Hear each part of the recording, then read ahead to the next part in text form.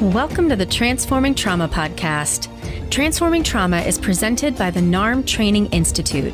I'm your host, Sarah Bueno, and I'm delighted to have you join us today. Hi, Transforming Trauma listeners.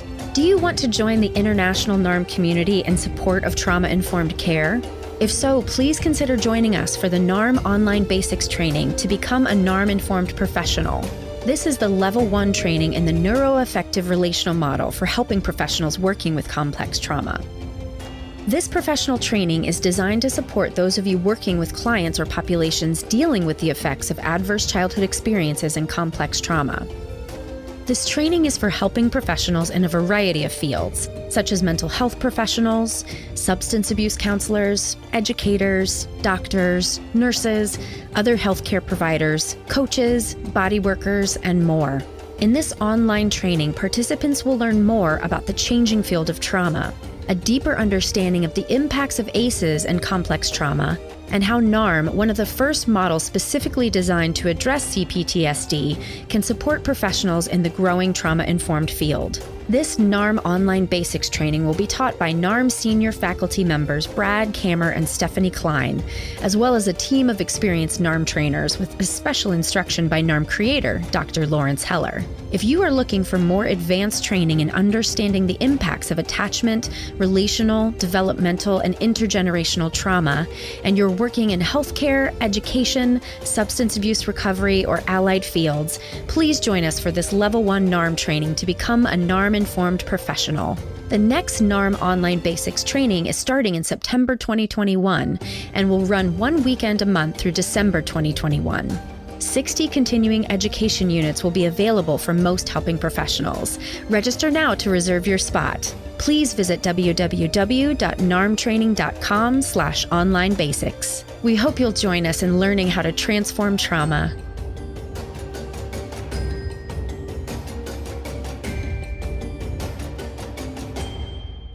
Today's guest is Deb Dana, LCSW. Deb is a clinician and consultant specializing in working with complex trauma and the coordinator of the Traumatic Stress Research Consortium at the Kinsey Institute and Indiana University. She developed the Rhythm of Regulation clinical training series and lectures internationally on ways in which Polyvagal Theory informs the work with trauma survivors. So please enjoy this interview with Deb Dana. Hello, Deb. Welcome to Transforming Trauma. Thank you. It's lovely to be here with you. It is really lovely to be here with you. I've read a book of yours and I hear about you all the time, and we've been exchanging emails, so it's so lovely to share space with you. It is. And even though we're audio only, it's nice to see your face too. I have to say, part of that social engagement system that's so important. Absolutely. It's really interesting whenever I do these interviews where we can't see each other. There's a really lovely intimacy that develops in a different way. But this, right, we're nodding, we're giving that like visual affirmation, and they're both lovely experiences, but different. They are. When our nervous systems are having conversations, we're just using different cues right now to have this autonomic conversation. So yeah, it's sweet. Yeah. So speaking of nervous systems, do you want to tell people really who you are and what it is that you do in the world?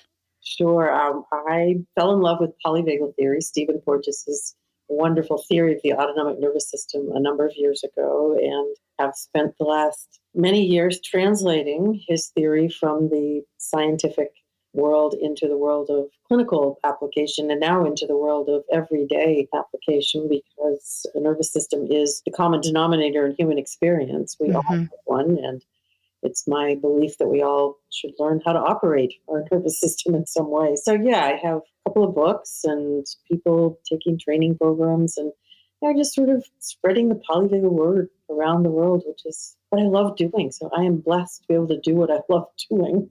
And now talking to you and your listeners about their nervous systems. So, yeah. Yeah. What got you interested in the nervous system? Well, I've always been a neuroscience nerd. I'm a licensed clinical social worker, and I've always... Me too! Yay, see? Yes, there's the resonance. Exactly.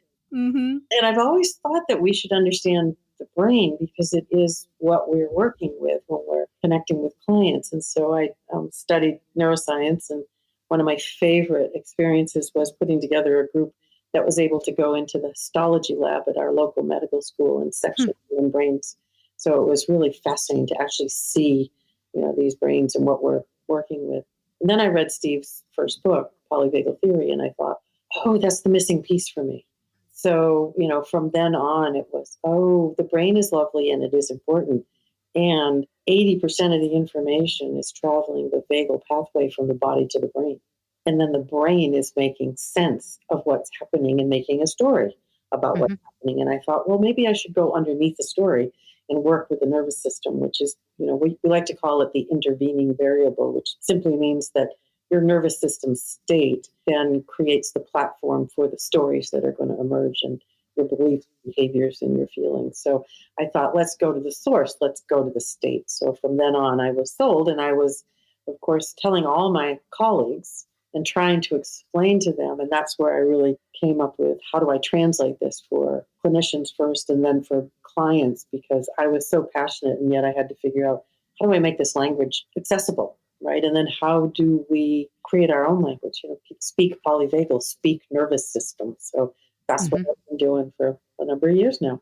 And obviously there's so many complexities to this theory, but could you kind of summarize in a nutshell for folks who don't know what we're talking about?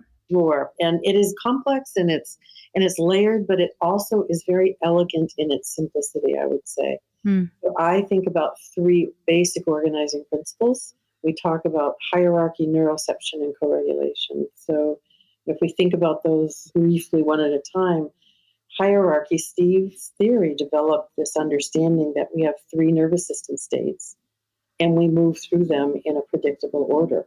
And that's the hierarchy. So we move from this safe, social, connected place that you and I are in right now to the next step down the hierarchy is the sympathetic, mobilizing energy of fight and flight. And then the final step down to the bottom of the hierarchy is what we call the dorsal vagal. It's the collapse, disconnect, disappear place. And knowing that we all move through this hierarchy in that predictable way makes it easier for us to work with clients because we know the pathways. And it makes us easier as human beings to understand, where am I and where do I need to go to find my way back home to connection?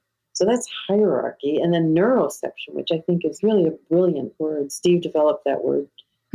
Talks about the nervous system and our awareness through the nervous system. So not perception, which is, again, the brain, but neuroception, which is the nervous system.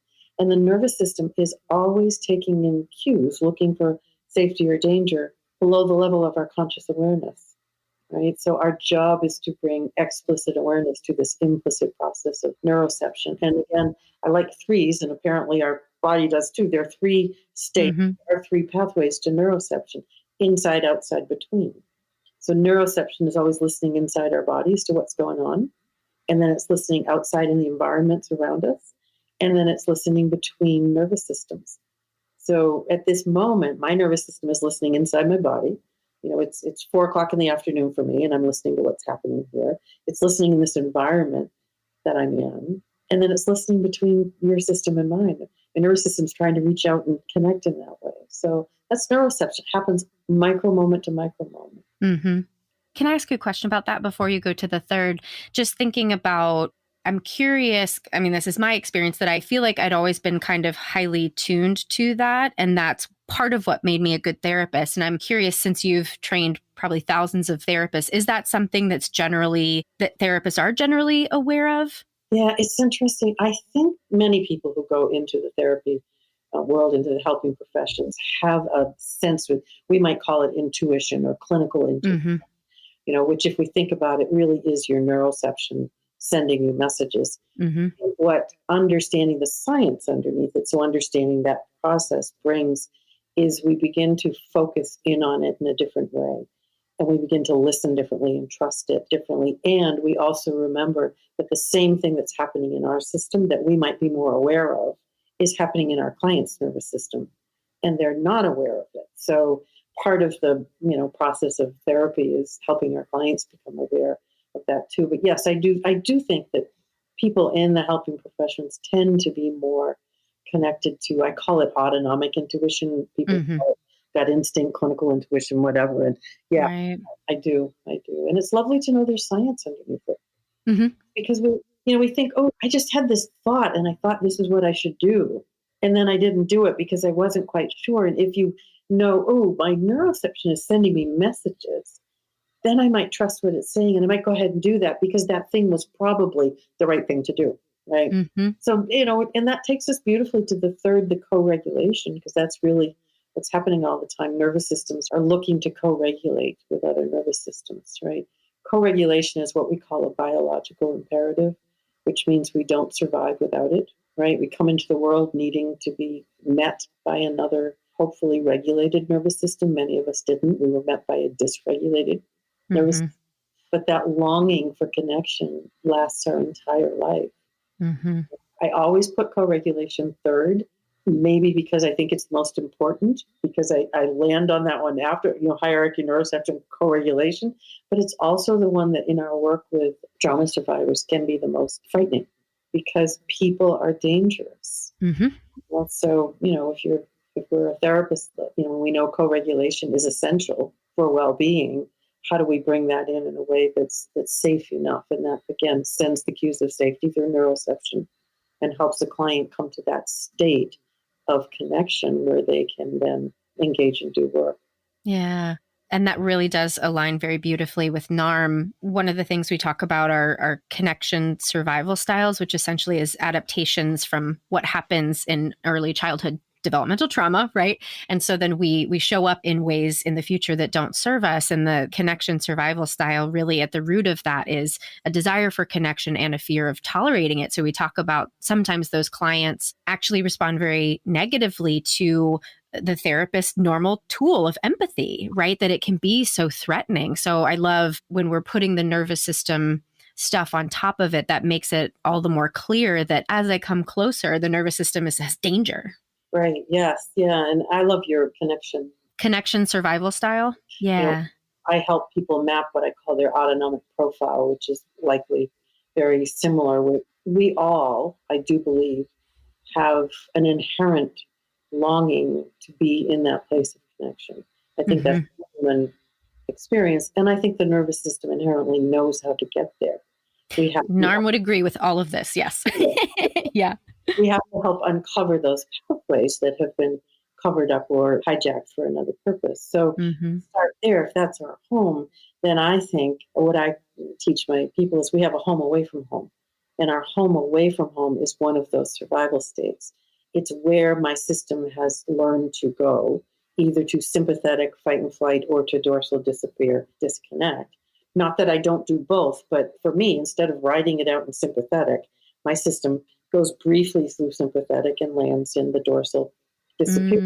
That's my safe home away from home. My nervous system learned that early on and keeps that alive. So, and other people, their sympathetic is where they ride out the storm and they don't go to dorsal as often. Yeah. Yeah. Raising hand. We talked about that. Just say that out loud. But yes, your home away from home is more of a sympathetic place, and your system learned that was an adaptive survival strategy growing up. And whenever we say survival in my world, we put adaptive in front of it, and I'm sure in your world you do too, because it saved our lives when it came online. And the nervous system hasn't learned yet that perhaps that response is not needed or that intensity of response is not needed. And that's part of the work we do as we bring discernment to how the nervous system responds. Yeah.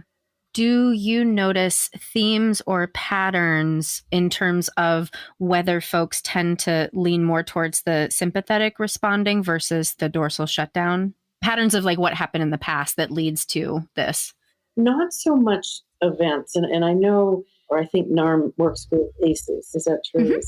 And so in my world, ACEs are sort of step one, because it's not so much what happened to you, it's how your nervous system responds to what happened to you.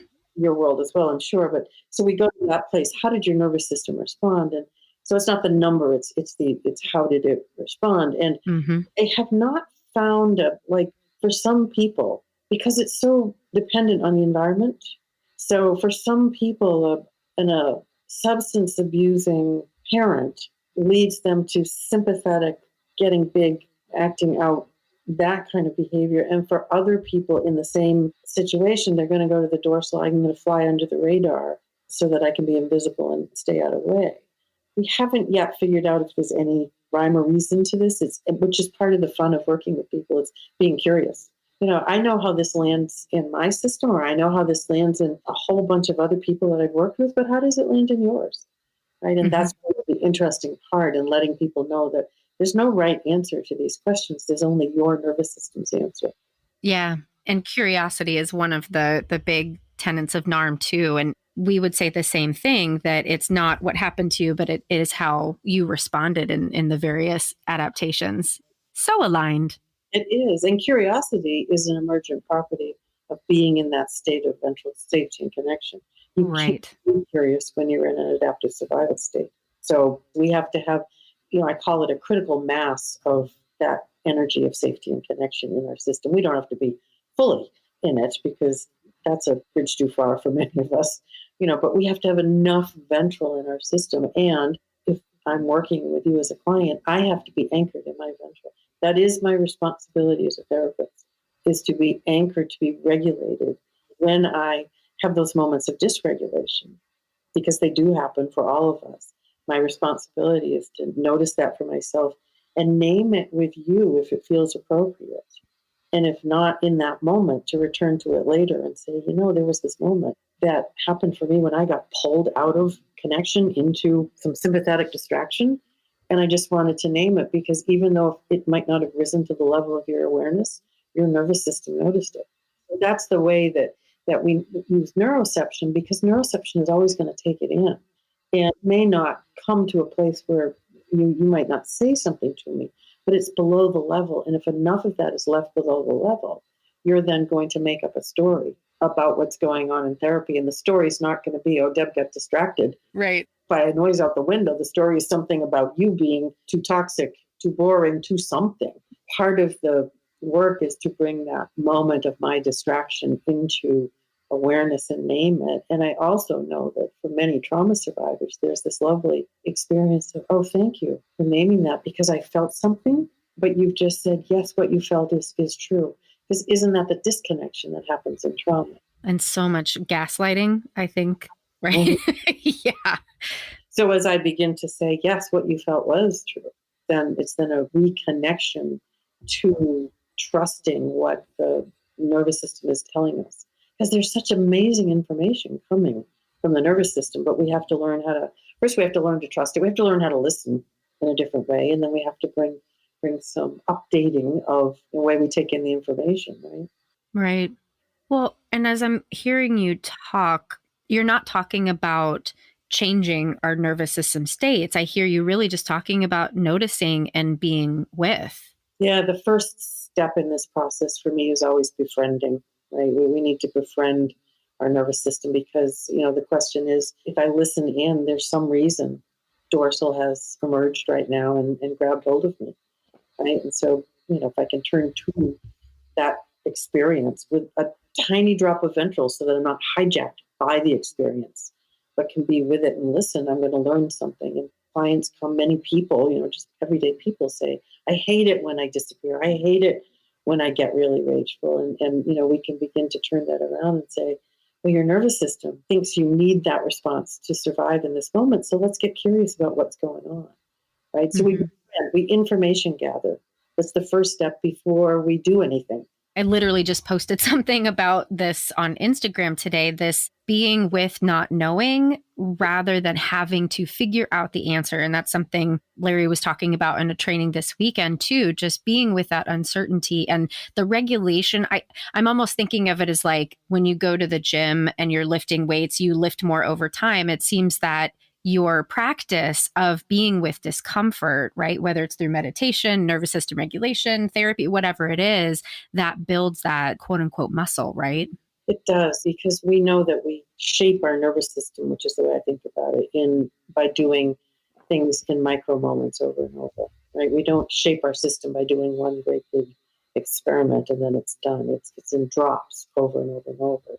So that is true. And to be able to sit in the unknown requires, again, that I have enough ventral on board to bring safety in being in the unknown. When I, need to figure something out, you can feel the energy behind that. There's an agenda, it's driven. That's your sympathetic survival system saying it isn't safe to not know. Or we can look like we're sitting in the unknown, okay, when actually we've gone to dorsal and we're not here anymore. We're sort of just going through the motions, which again is another survival tactic. It simply means I can't be in this unknown safely, so I'm just going to float away a little bit. And as you're talking about this, I'm really thinking about our larger cultural experience, right? Because our culture is very much addicted to not knowing, or we're in denial and we're just floating around, right? Yeah, it's fascinating to see nervous systems in sort of a larger scale. So how we're in communities, so in our small communities, and then in our larger society. And if we look at the United States right now, we can see the polarity of dysregulated nervous systems. We have a great number of people who are sympathetically mobilized in that fight or flight.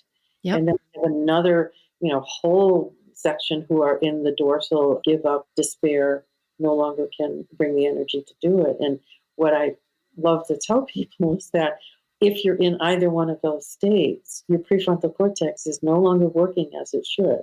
We cannot have communication. We cannot connect. And so unless we bring enough ventral energy to this societal experience, nothing can change, right? We stay locked in being adversaries or not being, right?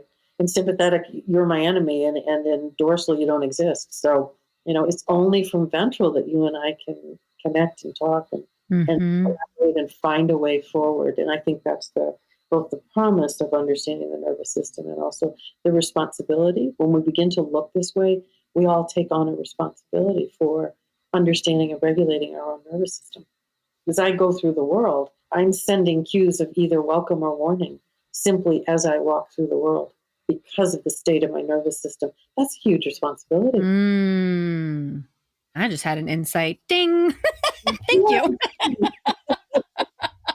Yeah, I mean, just thinking about, myself as a young person, and I always say I never got unconditional love until I met my husband, and I was 27 when I met him. And the always sympathetic charge, very, very much like like wanting that love, right? And then meeting him, and everything changed after that because ventral was able to come online. And it's funny when I compare, who I was earlier in my life and how I really repelled people a lot. I was very polarizing. And now I have so much love in my life. And that's, hey, thank you for that. Yeah, I can feel that lovely ventral welcome coming from you. I mean, I can see it in your eyes and your face, but I can feel it. I can hear it in your voice. And so that's what you put out into the world. We don't always do it all the time because we certainly all dysregulate. And I guess I would like to say that for everybody listening, that of course, it is an unachievable, unattainable goal to always be regulated in ventral. Yes. I'm not always regulated. Just say that. Definitely not. Right. We need our survival states. They keep us safe, and they bring some of the richness of life, right? So, my job is to just recognize when I've moved out of ventral into a survival state and be able to find my way back home to ventral so that I can then, reflect on, be informed by whatever it was that happened. Because when I'm in it, I can't do any of those things. I can't learn from it. I can't process it. I can only be in that state. So coming home to ventral allows me access to reflection and being informed by it. So even when I'm just wandering through the world, and I was going to say the grocery store, but many of us don't wander through a grocery store. Yeah, not anymore. When we wander out and we just pass other people, we're having an autonomic conversation, right? And that's interesting to think about. What am I saying to the world? So as therapists, we come in with the intention to be regulated and to be a warm, welcoming presence. And I like what you said, that we need to figure out what that is. There are many flavors of ventral. And for some clients, it is the kind, warm therapy presence. And for other clients, it's more of a active, like, here I am, and where are we going, right? Which still is ventral, but it's a different flavor of ventral. Mm-hmm. I had a client who very, succinctly could tell me when she came in every time, don't use your kind voice today because it will be too much for my nervous system. Great, I don't have to do that. Great awareness, yeah.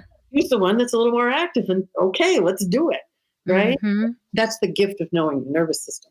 And so for most of us, we have to explore that with our clients. But once they get it, they can tell us.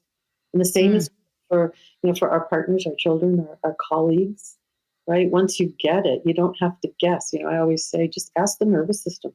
It'll tell us just what it needs us to know. And I don't know if you know the answer to this question, but does the nervous system create the energetic field around us? I would say yes. I don't know if there's any research or science around that, but I love energy psychology, and I love the fact that we're communicating nervous system to nervous system. So I'm something out into the world that either says, oh, I'm safe to approach, or stay away. So that's happening. I like to think about that as the field that's surrounding me. And, so the other thing is when I've gone through the world and I've been, maybe I've been in an angry, sympathetic place, or I've been in a sort of disconnected place. I can't go back and talk to all those people because I don't know who they are, but I can set the intention that as I go out into the world, the next time I'm going to bring ventral. Well, I'm also thinking of, it's not just having awareness, but being able to slightly manipulate, might sound like a negative term, but I think, manipulate the field, because I'm just thinking of one experience with a somatic provider once where she was like inviting me to like be within the fullness of myself. And she modeled that for me. And she's this tiny, tiny woman, but she like just kind of puffed her chest out and had this like very proud pose. And it was like, I was like, whoa, that's a lot. And she's like, okay, hold on, let me tuck it in. Basically, she did this like little like tuck in movement. And then it felt more welcoming and inviting. One of the exercises that I do in my program is you send ventral in different ways. You're with another person and you send your energy to connect with them in different ways. I can send it to surround you. And some people like that at some times.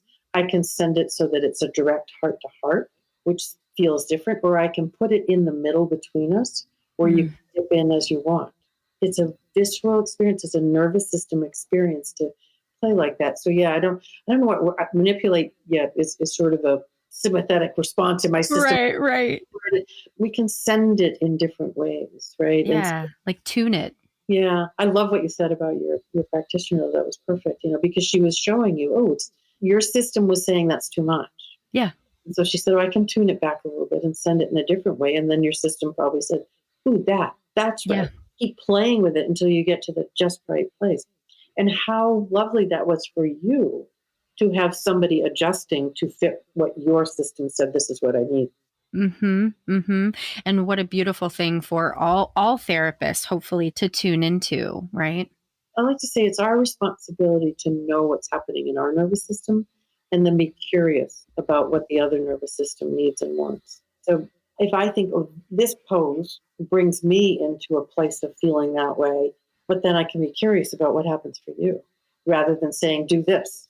As soon as we come into a place where we're saying, do this, or we have a thought that this is the way it should go, we've now left having the conversation with the nervous system. Right. And so my work is to always, let's stay in conversation, moment to moment. How is this landing in your system? Right. Well, I'm thinking now about, your training is amazing. NARM is amazing. Somatic experiencing, all of these things, they're all postgraduate. And I want so badly for programs to really catch up to what works, right? I mean, I teach at a university here in Chicago, and the Master Social Workers program, they get mostly CBT. And, God bless CBT. There is a place for it. And you feel the same way we do. I saw that face. I love it. Right. But it's funny because NARM is not a quote unquote evidence-based practice. Right. Tons of evidence for it working, right? Is your work, is that quote unquote evidence-based? No, right. And it never will be because, the way I teach people, and you don't have to be a licensed clinician to take my trainings. I have lots of people who are in other parts of the helping profession because, the nervous system, again, is the foundation for what all other things sit on top of. So somatic experiencing or NARM or even CBT, you're working with the nervous system. So my work is, let's just simply understand the nervous system. And then whatever you do you're going to do it better because you understand when it's working, some of the science of why, and when it doesn't work, you have a way to go back and say, oh, let me think, let's explore that. So, and I agree, this is sort of, for me, everyone should have a basic understanding of how to operate their nervous system, right? Because it's the heart of our daily living. So hopefully, yes, we're trying to get it into training programs, and evidence-based it will never be, because there's not really a protocol. There's, in my work, they're organizing principles. And when you understand the organizing principles, there are lots of ways you can bring it to life. And that's the joy of it. If you were doing a polyvagal informed experience, it would look different than me, and they would both be wonderful. And it allows you to bring your way of doing things into the work, whether it's parenting or partnering or doing therapy, it doesn't matter. Yeah. Well, speaking of parenting, I'm just thinking how the world would change if, this should be like an intro to how to be a parent, right? Is let's learn about your nervous system and your baby's nervous system. Like that would literally change the world. Yeah. It's fascinating to think about that, isn't it? You look at, if you do kid therapy, you know that the parent brings through their child and says, please fix this child, because I'm suffering and I know my child is suffering. Well, right. In our world, it's, let's work with your nervous system, because your nervous system has to be the regulating system for your child's. And that's hard. That is so hard. But if we can look at your child who's having a meltdown and think, wow, that system is so dysregulated, it can't find its way back to ventral. It needs me to support that, and I have to be regulated in order to support that. It is hard to do. Right. It's just looking across at the person across from you, whoever that is, child, partner, colleague, client, doesn't matter, and not putting a label on them of needy or any of these things, but saying dysregulated. They're simply dysregulated, and now it's our job to find out in what way and how do we help bring some regulation back. Mm-hmm. Yeah, and I'm just thinking of all of the filters that get put on outside of the nervous system, right? Because of our childhood trauma, right? All of the different pieces that influence that. Because I'm not a human mom, I'm a dog mom. And the way that sometimes I can respond to my dog, right? And then you're doing this to me and you are screwing up my life, right? And so I can't even imagine the pressure as a parent that one might put on themselves. Right, because then we have these moments, even with your dog. I have a cat, and even with the cat, it's like you then go to self-blame, and many of us go to shame. Mm-hmm. And when we go to self-blame, self-criticism, we're in that sympathetic beating up on ourselves. When we go to shame, we go to dorsal disappearing, because we're too awful to be seen even. So even these small moments, I call them ruptures, and ruptures happen all the time. Mm-hmm. They're a normal part of relationship. So again, the job is not to never have a rupture. The job is to notice the rupture, make a repair. That's the job. And making a repair is, does your nervous system feel reconnected? That's how we look at repair. Not, did you say I'm sorry? Or it's really, does that other person's nervous system feel back in connection with you safely? Mm-hmm. That's repair. It's all about that sense of safety, which again is not a cognitive experience. It is not a brain experience. It is an embodied one. And your nervous system is going to tell you when you're feeling enough safety to come back into connection. For many of us, we can repair for time after time after time, and until we figure out, oh, now I have the one where your nervous system felt seen, witnessed, and welcomed back in. Mm-hmm. I was just going to say again, I'm thinking about, because in NARM, neuroaffective relational model, right, there's the R there, which is so important. I'm kind of I'm trying to put the pieces together of polyvagal speak and NARM, because we talk about adult consciousness and child consciousness, embodied adult consciousness. And through the process of inquiry in a NARM session, this is not the way that they describe it. This is just the way I understand it. The type of inquiry really invites sort of like this external observation, which makes it often feel a little bit more neutral and a little bit safer. So when, at least I can just speak for myself, when I'm experiencing more of a child consciousness state, it is this dorsal shutdown, this hopelessness, this fear. And then when I'm able to sort of almost see from the outside what's going on, then compassion kind of naturally arises out of that, which then speaks to the shift in the nervous system. Yeah, so, we would say that what happens is your system is going to go to sympathetic or dorsal, and you're going to then, the stories are going to come that are these child stories. Exactly. And then as you find a toehold in ventral, or enough ventral that your ventral begins to come back online, you can observe, you can get outside the story that you've been stuck in, and you can then listen to that story from a place of being with, right? Exactly. And again, that's an emergent property of ventral. So what you're saying is when you do that adult inquiry, you have enough ventral on board so that adult inquiry becomes possible. Right. As an armed therapist, you must work hard to help your client come to that place where they have enough to be able to do the adult inquiry. Well, I think I'm going to try to channel Brad right now. I think what Brad would say is we don't work hard. We just invite and we just are curious. And again, it's just easier to talk from my own experience because early in utilizing or being a recipient of NARM, self-compassion was not accessible. Like self-love and self-compassion were kind of like locked away in this box in the back. So I'm thinking about it from a nervous system perspective. Like I could be in like a ventral vagal state and still not have access to that. And I mean, there's specific stories I could tell you about the shift, but it was just kind of sort of over time that self-compassion unlocked itself and became more accessible. And then now I can go to it when I need it. Right. I use a very basic safety danger equation. And for you could be in ventral, but when you began to consider self-compassion, the safety danger equation shifted and there were more cues of danger, or the cues of danger began to outweigh the cues of safety. Right, because of developmental trauma, right? And that took you out of ventral. Right. And I like to think the cues need to outweigh, not outnumber, because there are certain cues that carry much more weight than others. So like your nodding head and smiling face, it's a relational cue of safety that can outweigh a number of environmental cues of danger for me. And so again, we get curious about what is it for you? And when we notice, something just shifted because self-compassion is not available, and it is an emergent property of ventral, so we know there's something that happened, we get curious about, what's the cue of danger that just came in around that and shifted? As your system built more capacity to hold cues of safety, and perhaps some of the cues of danger were reduced or even resolved, you then could stay in ventral so that self-compassion became available to you. Yeah. There's something about finding the safety within myself. So this was the other thing I was thinking about, right? There is a relational process because I couldn't I hadn't done it by myself. So I'm assuming I probably couldn't have.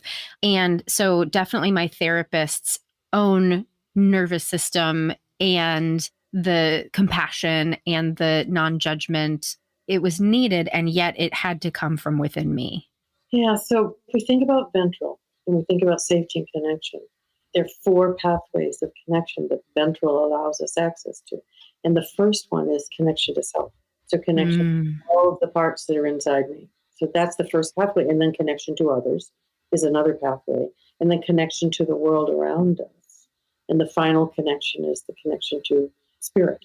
Oh, I'm so glad you said that because I was feeling like this is a very spiritual conversation. I'm so glad you brought that. Yeah. Yeah. And again, we have access to those pathways of connection only when we're in ventral. And, I'm like you, I need connection, as we all do, to others.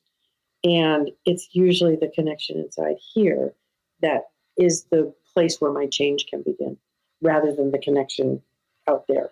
And again, that's interesting for therapists to remember because we're sort of taught that it's a therapeutic relationship. And again, yes, I have to feel safe with you. I have to feel that you're holding a safe space and sending me cues of welcome so that I can do my own work inside. So it's, again, layered, isn't it? So layered, right?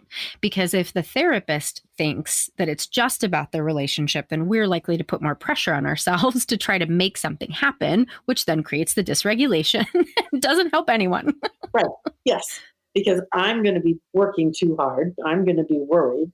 And I'm going to send those cues. And then my client is going to, think about the clients we've worked with. And some of them will try really hard because they want to do what they think you want them to do. And then others ones will just get really in that sympathetic anger and lash out at you. And what is simply happening is their nervous system is telling you loud and clear, it is not feeling safe with you. I just think it's so lovely when we can just think the nervous system is talking to us all the time. We just need to learn how to listen. Yeah. I wonder if you have any interesting stories of transformation that you can share with us. Oh, it's interesting. A couple just came to mind. One, I will say that I no longer see individual clients. I had my last client in December. So it hasn't been that long, but I do consultation and I teach and I train. And That's enough. That's plenty. And I love it. So, right. But often the stories I hear now are stories from people I have never met. And they email me. Therapists will email me and say, I just did your first personal profile map with a client and something happened that has never happened in the 3 years we've been working together. I get that all the time because people see themselves in the process in a new way. And then I get emails from clients who tell me the same thing. They tell me, wow, I read this and all of a sudden it was like somebody understood me. That's the power of connecting, I think, to the biology and helping people understand that your nervous system doesn't make moral meaning. And so you didn't choose to act in this way. Your nervous system chose it for you. And as you get to know your nervous system and learn how to shape it in new ways, different things can happen. But it's a lovely let go of shame and blame and pathologizing. And people who email me and give me this string of diagnoses they have and say, oh, but now I get it. My nervous system's dysregulated.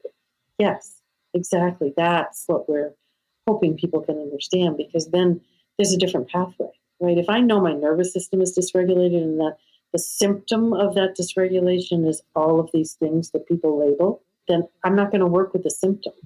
I'm going to work with the underlying dysregulation. And then something interesting is going to happen to all those symptoms. So those are the stories that just so touch me. Almost every day someone will email me with a story. It's really lovely, and then I remember from one of my colleagues in a training program had this really profound experience doing a very simple little exercise of simply moving across the floor to represent states. It was so powerful. And I thought that was one of my first trainings. And I thought, there's something really important here. There's something rich here that I had not understood in that way. So, I keep learning from the people who send me their stories and tell me how something has impacted them, because I think we still don't really understand the depth of what happens when we understand our nervous system in a different way and we make a subtle change and things happen. And that experience when something reorganizes inside. Yeah. If it's just something little and you can't really put it into words, but you know it when it happens, you feel it. It's that word experience. And that happens all the time. I'm sure it does in NARM as well, but it happens all the time with people just getting to know their nervous system and seeing themselves in the science in that way. And one last question, I think, because something that you were saying, I wanted to just fine tune a little bit, only because we really lean into agency and NARM. So you said something, and it could be totally the way that I heard it. Like, if I act a certain way, it's because my nervous system was XYZ or whatever. It's because my nervous system. And that just made me think about how I work with addiction mostly. And so sometimes people can lean a little too far with the disease concept and be like, well, it wasn't me, it was my addiction, right? So people could use the nervous system that way too and be like, oh, I was a jerk because my nervous system was activated. Sorry. So I'm curious how you apply agency to. Yeah, it's a great question. And we go there all the time trying to figure this out, because if we think about addiction is a symptom of a dysregulated nervous system. 100%. And so, it's not that I'm giving you permission. Right. What I'm saying is, here's what we know. And so here's the way we're going to begin to recover. It's about becoming a regulated nervous system being. And I don't want people to say, oh, I can behave in this bad way. Right. And Yeah. yet, when I behave in a bad way, because we all do, Right. I can look at myself, I can think, oh, that was my sympathetic state that totally overwhelmed me. Now I know I'm beginning to learn more about when it comes online and how it acts. I'm going to learn how to regulate it in a different way. And I'm going to go back to the person that I had this interaction with and say, here's what I've discovered, right? Right. Here's what I am committing to doing so that it doesn't happen again. Yeah. And I'm thinking about maybe the way we could put that from an agency perspective is I can use this nervous system information. I could use it to shame myself about what a terrible person I am. I could use it to bypass and not and not take any responsibility, or I could use it simply as information, biological fact that influences then the different layers, right? And if I can get to ventral, and if I can help my client get to ventral, I have enough ventral in their system. That is the emergent property. It's to see it in that way, right? Mm-hmm. Not taking responsibility is not a ventral experience. The shaming, blaming is not a ventral experience. So again, we keep coming back to this supports me taking responsibility and doing things differently. So if I have a client keeps going to that place of, oh, it's just my nervous system, it's not me, nothing I can do. What his nervous system is telling me is there aren't enough cues of safety for that person to come into ventral to be able to look at it and work with it. And so again, I'm back to, okay, how do we bring more cues of safety? It's simple blueprint. It's not easy to follow, right? Yes. But it is a blueprint. We know if somebody is stuck and not moving, not changing, not able to, it's not my client's job to figure out how to do that. It's my job to figure out what are the cues of safety that I can send? How do we move that safety danger equation so it's balanced differently, because his nervous system is simply saying, not safe enough yet. Well, thank you so much. This has been so wonderful. Can you tell people where they can learn more about your work and maybe take your trainings? Oh, sure. My website is rhythmofregulation.com, and you can go there and find lots of podcasts and interviews and resources and some trainings. And then a couple of my trainings, my long-term intensive training and some other trainings are on the newly launched Polyvagal Institute. Polyvagalinstitute.org. So you can go there and find some other things. And on the Institute website, you can find some of Steve's work as well. So it's a lovely place to go and brand new. So go check it out. Well, congratulations on that. Thank you. Thank you. Yeah. And thank you for all the work that you do and for sharing with our listeners today. Thanks. It's been really a delight to be together. I've enjoyed every minute of it. Oh, thank you so much. Thanks so much for joining us for today's episode. To find more about our guest, check the show notes or visit us at www.narmtraining.com/transformingtrauma. Please join us starting in September for our NARM Online Basics training to learn how to transform trauma. This NARM Online Basics training is available for helping professionals working with clients or populations dealing with complex trauma. Now more than ever before, it is essential that we learn how to resolve complex trauma and support post-traumatic growth. If you're looking for more advanced training in understanding the impacts of attachment, relational, developmental, and intergenerational trauma, and you're working in healthcare, education, substance abuse recovery, or other allied fields, join us for this Level 1 NARM training to become a NARM-informed professional. For more information and to apply, please visit www.narmtraining.com/online-basics. Thanks to Andrea Klunder and the Creative Imposter Studios for producing and editing, to Tori Essex for our album art, and to Brad Kammer for the creation of this podcast. We look forward to building community and connection with you and changing the world by transforming trauma.